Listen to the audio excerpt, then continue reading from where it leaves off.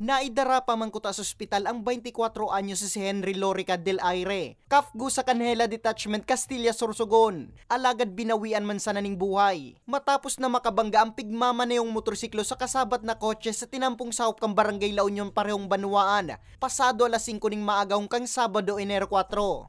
Sigun kay Police Staff Sergeant Jonathan Agarap, kang Castilla Municipal Police Station, pabalik na subot sa Sendang Detachment ang biktima kaiba ang backride na sa Ruma na kafgu na binistong si Louis Jan Tulipas Agustin, 19 anyos.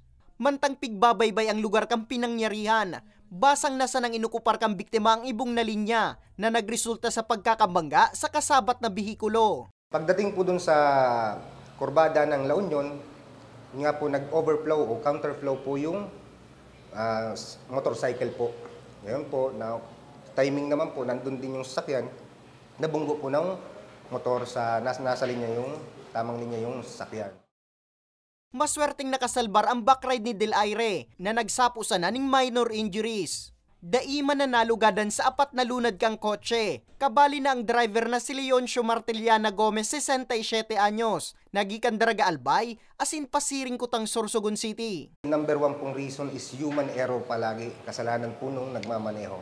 Kasi yun nga po, nag-overshoot siya, hindi tumitingin bago tumawid, and talagang yung mechanical reason talaga, sinasabi natin, palagi pa rin niya nasa tao kasi dapat yung sasakyan mo is alam mo kung okay ba tumakbo yung sasakyan mo kasi kahit sabihin itong mechanical error, dapat alam mo pa rin yung kondisyon ng sasakyan mo bago mo siya maneho.